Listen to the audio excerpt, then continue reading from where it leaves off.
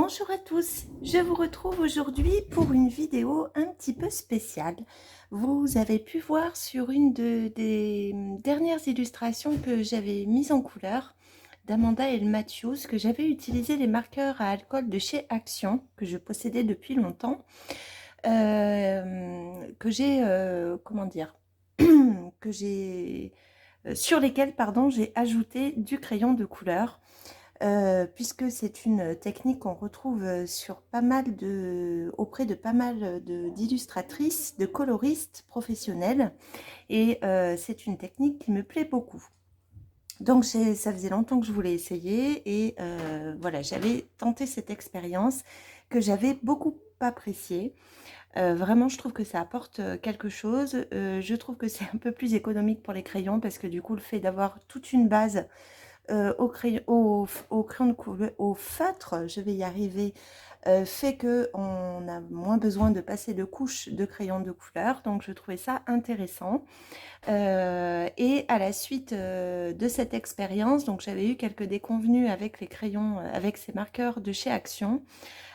Tout d'abord, pour l'un d'entre eux, eh ben, il était déjà vide à la fin de l'illustration, et c'est pourtant pas, enfin, j'avais pas fait non plus une énorme surface, donc bon, je trouvais ça pas terrible. En même temps, on en avait pour le prix, on est bien d'accord.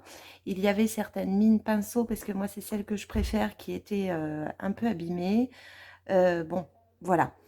Euh, Étant donné que j'ai beaucoup aimé travailler ce médium en plus des crayons, j'ai choisi de commencer à me fournir dans des marqueurs plus professionnels, de plus grande qualité, mais aussi du coup beaucoup plus onéreux, ce qui fait que je vais prendre le temps forcément de compléter au fur et à mesure cette nouvelle gamme. Et pour cela, j'ai choisi d'utiliser les Copics que l'on retrouve notamment dans les mises en couleur de Christine Caron, et en France de l'illustratrice Émilie de la chaîne Sakuems, qui avait pour habitude d'utiliser régulièrement ces marqueurs. Alors il en existe bien sûr d'autres.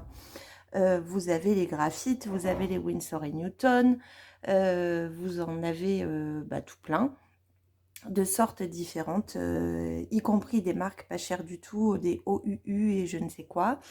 Mais voilà, moi je m'étais dit, là j'ai commencé par une entrée de gamme, alors je continuerai de les utiliser parce que je les trouve intéressantes, et puis sur des couleurs que je n'ai pas, je vais continuer de les utiliser. Mais voilà, j'ai choisi la marque Copic, et après avoir commencé par prendre un petit coffret de teinte peau, en termes de qualité de mine, de la densité des pigments et de la facilité d'application, voilà, je me suis dit que j'allais compléter cette gamme-ci. Donc aujourd'hui, je voulais vous proposer cette petite présentation, alors qu'il reste bien évidemment une petite présentation parce que je ne maîtrise pas encore bien ce médium. Mais comme c'est une technique comment dire, qui avait semblé vous interpeller un petit peu. J'avais reçu beaucoup de messages suite à cette première mise en couleur. Je me suis dit que cette vidéo serait intéressante. Donc, je vais vous montrer un petit peu donc le nuancier des Copics. Alors, moi, j'ai choisi les Copics Ciao, qui est l'entrée de gamme des Copics. Mais il en existe plusieurs sortes. Il y a les sketchs, il y a les classiques, et après, il y a des recharges. Enfin bon, il y a tout un monde autour des Copics. Alors, ils ont une très bonne réputation, mais tout comme les graphites, tout comme d'autres. Moi, j'ai choisi ces Copics-là parce que les illustratrices que je peux suivre utilisent ces marqueurs-là. Donc, pour moi, c'est plus simple comparativement de m'inspirer en fait dans la compréhension de ces marqueurs. Et puis, parce qu'ils me plaisent, en fait, tout simplement. Alors, ça, c'est un nuancier donc qui rassemble l'intégralité des marqueurs Copic, quelle que soit la gamme, puisqu'il y a des gammes qui complètent d'autres gammes, et il y a des gammes bien plus onéreuses, donc notamment les sketchs, qui est la seule gamme de Copic qui rassemble l'intégralité du nuancier. Pour ce qui me concerne, moi, les Copic Ciao, je n'aurai pas toutes les teintes que vous pouvez voir ici, mais c'est pas grave parce qu'elles sont déjà bien nombreuses. Je sais plus, il y en a presque 200, je crois. Pas tout à fait, mais presque. Dans les 180, il me semble. Donc avant que j'en sois là, je pense que voilà. Je sais même pas si j'aurai l'utilité en fait hein, d'avoir le nuancier complet. En tout cas, voilà. Donc il se présente comme ça. Donc vous avez énormément de dégradés. J'aime énormément ce nuancier par ailleurs. Donc vous avez énormément de teintes peau, beaucoup de toutes les teintes qu'on peut retrouver de la roue chromatique. Ce que j'apprécie notamment, c'est par tous les dégradés que vous pouvez faire, vous n'êtes même pas obligé d'avoir en fait certaines nuances, puisque en passant de l'une à l'autre, les dégradés se font tout seuls avec les marqueurs à alcool. Donc, ça, c'est le nuancier. J'ai oublié, il y a un verso pour ce qui concerne tous les gris. Voilà, ils sont classés séparément. Donc, voilà, voici pour le nuancier complet des Copic. Pour ce qui est de ceux que je possède, donc vous allez voir, il y a de nombreuses cases blanches forcément, mais j'en ai déjà quelques-uns. J'ai profité d'une énorme promotion au Royaume-Uni et je me dis aujourd'hui que j'ai plutôt bien fait puisqu'ils ont fermé les frontières. Et du coup, ça m'a permis d'acquérir vraiment à 3 € et quelques le marqueur. C'était vraiment voilà, très intéressant pour le prix des Copic en eux-mêmes. Bien sûr, encore une fois, hein, vous en avez des bien moins chers dans d'autres marques. Donc, je me suis, comme vous le voyez, essentiellement fournie en teinte peau. J'ai quelques rouges, quelques jaunes orangés, quelques verts turquoise, quelques bleus et quelques violets, bleu, violet, violet. Alors, il se présente, pour ceux que je possède, j'ai également, j'ai oublié de tourner la page, quelques gris, donc peu mais suffisamment, pour vous les montrer. Donc, il se présente comme ceci. Donc là, j'ai pris le premier qui me venait en main. Donc, c'est un double, il y a une double mine. Donc, il y a tout d'abord une mine pinceau. Donc, qui a, je vais peut-être laisser le papier blanc dessous, vous verrez mieux. Donc, il y a cette forme-ci. Donc, c'est une longue mine pinceau. Et vous le reconnaissez parce qu'il y a un petit liseré de ce côté et de l'autre côté, une mine biseautée. Voilà pour les marqueurs Copic Ciao. Ensuite, ici, vous avez un code couleur, donc qui se décline en tout un tas de versions. Donc, vous avez BV qui veut dire bleu-violet, et puis ensuite, vous avez des numéros. Donc, vous avez tout un tas de gammes, de sous-gammes, si vous voulez, de nuances. Donc, qui va du rouge, pour reprendre un petit peu ici, vous verrez peut-être mieux. Donc là, on a R pour rouge, mais vous avez dessous R pour R violet. Vous avez violet, bleu violet, vous avez les B, donc les bleus verts, blue green, donc les bleus verts, vous avez les yellow green et ainsi de suite. Donc vous avez toute une déclinaison et les teintes peau sont en général les teintes qui commencent par le numéro E, par la lettre E, pardon, par la lettre E. Et donc les gris, eh bien vous avez les C, les N, les W et les T. Donc moi j'ai quelques W et quelques C. Donc voici pour ce qui est des marqueurs. Je me suis pris un support pour les ranger. Alors je ne sais pas si vous allez bien voir. Qui est propre en fait au marqueur à alcool, pas spécifique au Copic hein, par ailleurs. Donc de la marque Le Moucher, et donc qui me permet d'en contenir un certain nombre. Donc vous voyez, ils sont réunis ici. Donc j'ai essayé de les classer à peu près dans l'ordre des teintes. À voir si je garde ce classement pour le moment. On verra par la suite. Alors, puisque donc je m'intéresse à ce médium, il est possible d'utiliser, c'est ce que moi j'ai fait, hein, j'ai utilisé un papier Bristol, en l'occurrence, c'était pas un papier Bristol, c'était le Light Fast Paper. bien sûr qui a très, très bien réagi avec les marqueurs à alcool, même en rajoutant le crayon de couleur par-dessus, le Light Fast en l'occurrence. Vous pouvez également utiliser du mix média. Et moi, du coup, en plus, j'ai choisi un papier cette fois-ci plutôt, comment dire, correct en termes de prix. Alors, je vous dirai plus lequel, je vous mettrai les liens en barre d'informations, qui est le papier Canson qui s'appelle The Wall. Pourquoi? Parce que souvent, les papiers pour marqueurs à alcool sont des papiers que je trouve très fins. Et moi, je n'aime pas du tout travailler sur les papiers très fins. C'est pour ça que souvent, je me tourne vers les Bristol. En l'occurrence, celui-ci fait 200 grammes. Donc, il est plutôt très bien. Et pour avoir réalisé le nuancier, vous avez pu constater qu'il ne traverse absolument pas le papier. Donc, c'est ce que je trouve bien aussi. En soi, quand vous avez des... Comment dire? Je ne vais pas colorier une double page, en fait, de marqueur. Sauf que c'est plus propre, en fait, tout simplement. Ça évite de tacher le dessous, etc. Et puis, c'est surtout pour l'épaisseur. On est bien d'accord. Donc, pour expérimenter ces Copics et ce papier, je me suis dit que j'allais en profiter donc pour essayer une mise en couleur. Donc, j'ai choisi une illustration de Color and Chic qui s'appelle Elfrog. Ça faisait un petit moment que je l'avais acheté, je ne l'avais pas encore utilisé. Donc, je l'ai imprimé sur ce papier Canson.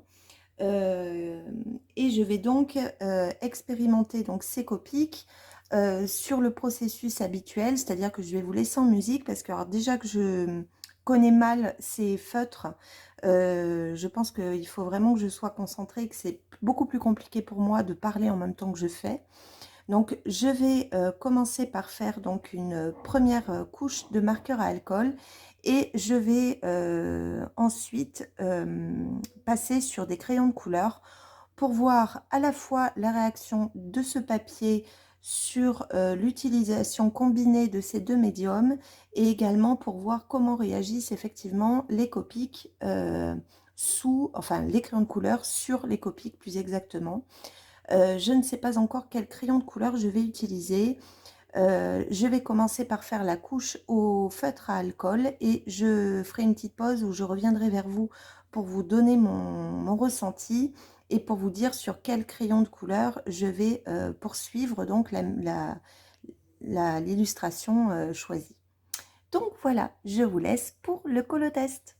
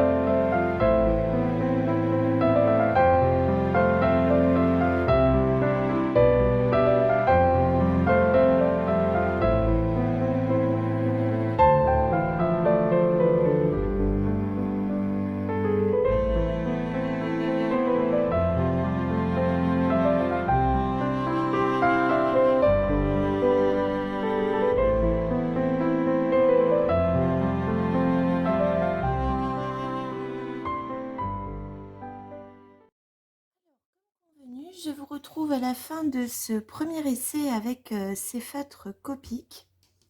Donc j'ai uniquement là utilisé donc ces marqueurs.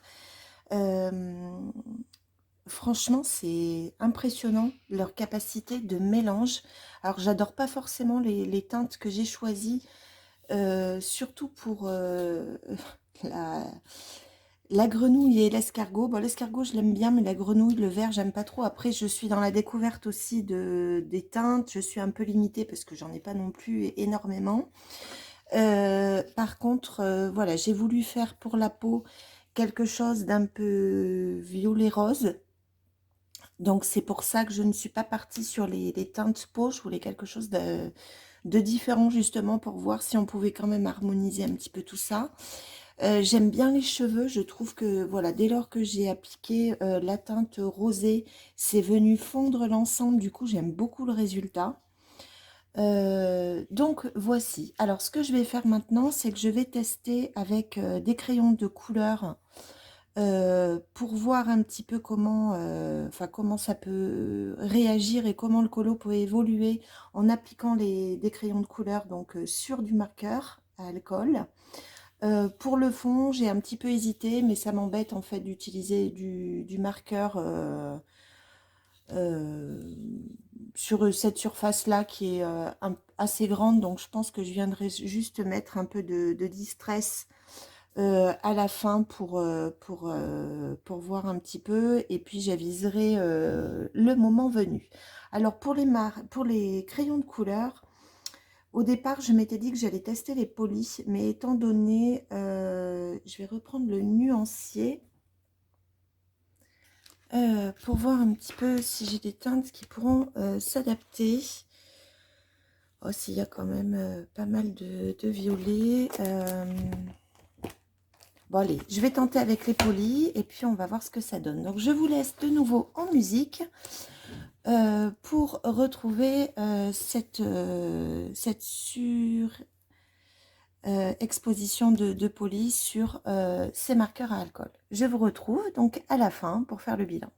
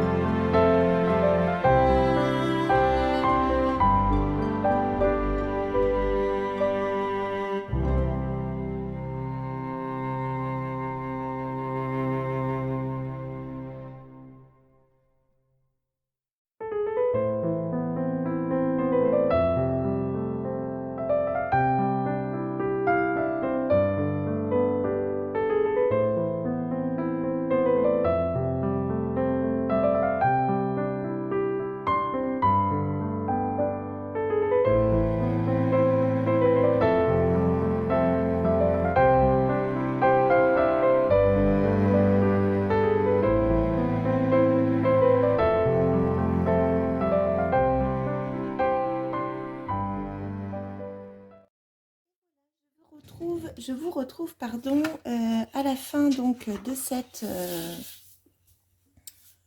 mise en couleur. Donc comme vous l'avez vu, je suis venue réappliquer sur certaines zones de cette illustration donc du polychromos. J'ai également pour le fond utilisé donc les Distress Ink comme je vous l'avais dit tout à l'heure.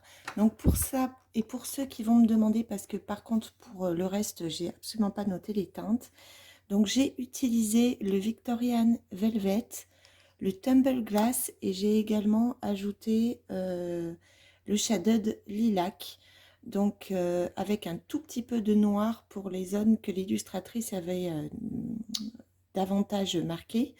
Mais voilà, donc ce sont ces trois teintes que je suis venue appliquer pour le fond. Donc tant que je l'ai en tête, je vous le dis.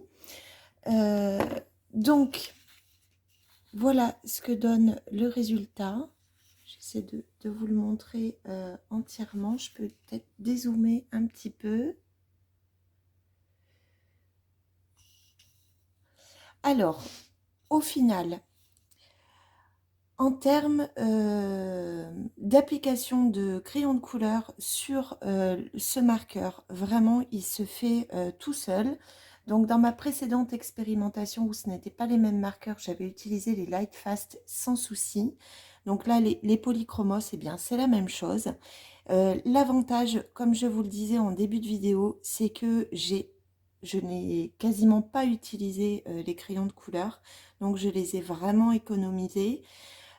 Pour ce qui concerne les marqueurs Copic, alors il y a une énorme différence pour moi avec les marqueurs de chez Action sur le fondu entre les nuances. Il n'y a pas photo, la différence est flagrante, il y a beaucoup moins de démarcation et de ce fait, j'ai eu encore moins besoin de revenir avec mes crayons de couleur, notamment sur la teinte peau que j'ai quasiment pas retouchée. Idem pour les cheveux, je suis juste venue un peu accentuer avec comment dire, des traits noirs, mais c'était pas tant pour accentuer les nuances, mais plus pour apporter des traits fins pour la texture cheveux que pour les couleurs en elles-mêmes. Ici, je suis venue corriger un petit peu les verts utilisés et franchement, ça se fait tout seul. Je suis super contente. Donc voici pour ce bilan test des Copic. Je regrette absolument pas de les avoir, d'avoir commencé cette collection. Alors je me rends compte par contre qu'il me manque quand même pas mal de nuances, notamment dans les verts et dans les bleus. Pour les autres nuances, dans les roses violets, franchement je trouve que c'est suffisant. J'aime énormément finalement les petites combinaisons que je peux faire avec ce que j'ai déjà. Le noir, il est super. Je pense qu'il faut un peu de temps pour s'acclimater à la pointe pinceau. Mais déjà à la fin du coloriage, j'étais un petit peu plus à l'aise pour notamment les nuances que j'ai pu apporter dans les feuilles. Voilà. Pour ce bilan, je suis super contente. Donc, je ne sais pas ce que vous en auriez pensé. Ce qui est valable pour les Copic est certainement valable en termes de technique, d'application avec tout autre marqueur. Après, on parle de pigmentation, de qualité de pointe, etc. et de pigment, bien sûr.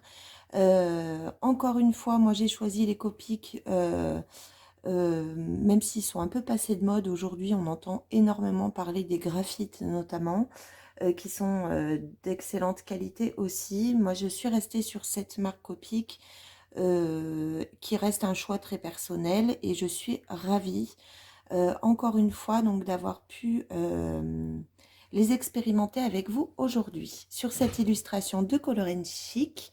Donc écoutez, j'espère que cette vidéo vous aura plu, que cette technique marqueur crayon de couleur vous aura intéressé donc, et qui fait suite à cette première expérience que j'avais fait il y a de ça quelques temps.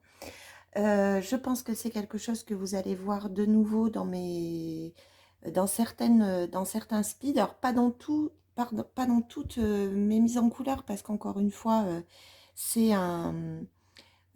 C'est simplement une autre manière de colorier, mais voilà, ma manière de colorier initiale restera de faire tout au crayon, parce que c'est ce que j'aime. Par contre, là, voilà, je pense que c'est aussi quelque chose que je vais refaire à l'avenir, parce que j'apprécie beaucoup, et je trouve qu'on peut apporter des nuances beaucoup plus originales et fondues avec ces marqueurs. Quel qu'il soit, mais en l'occurrence là, avec les marqueurs Copic Ciao. Voilà, sur ce, je vais vous souhaiter une très belle journée. Je vous dis à très vite pour de nouvelles vidéos. Au revoir.